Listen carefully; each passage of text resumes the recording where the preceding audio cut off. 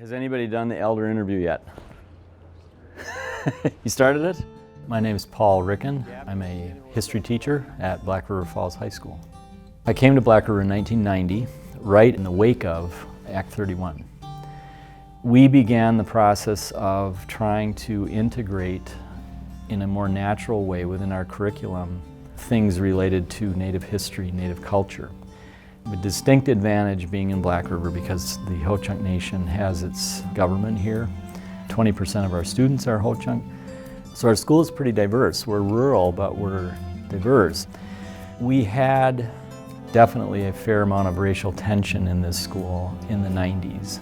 I don't want to make it seem more than it was, but we definitely had situations that were not healthy.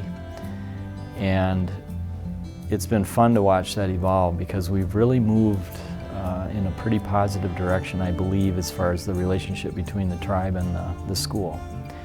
I think our students are remarkably tolerant here.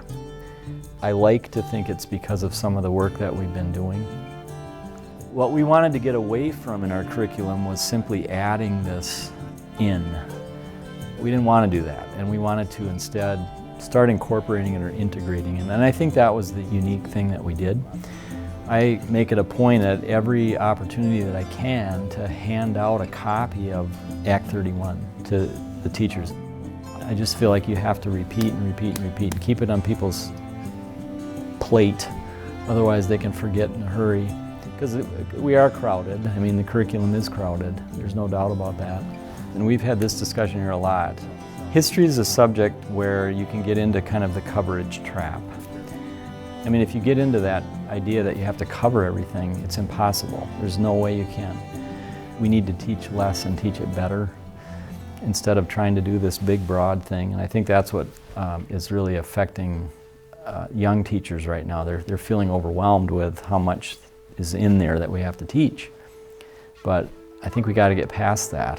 And you need to think differently about textbooks and curriculum, and you have to be a little freer in your idea of what should be brought into the courses. Much more use of imagery, I think, than we used to do. That's terribly important. The model that I try to promote right now in my classes is, there's a historian named Daniel Richter who talks about history facing east. And just when you're teaching U.S. history, it's always been a facing west narrative. It's always been the movement across the... But what did it look like to the people that were facing east? And you know, if you can just flip that around in the classroom a little bit, the kids can grab onto that pretty quickly. It's about teaching good history, which is multiple perspectives.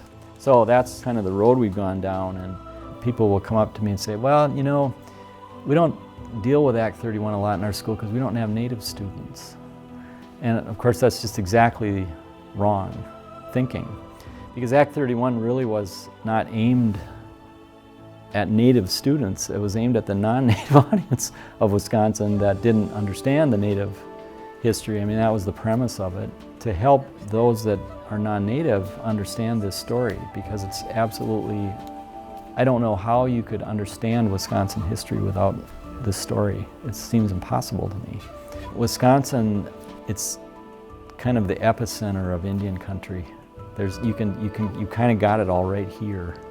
All the history. You've got the 11 tribes, you've got the Brotherton story, tribes that migrated into the state, tribes that were removed, you know, massacres, just abundance of history there.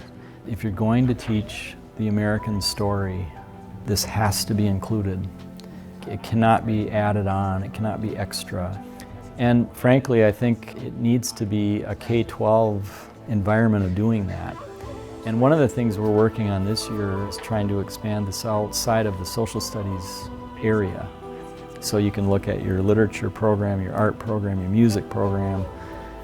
It can all be incorporated in a natural way, and then it becomes second nature to the students. They see it as part of the, you know, the tapestry of American history.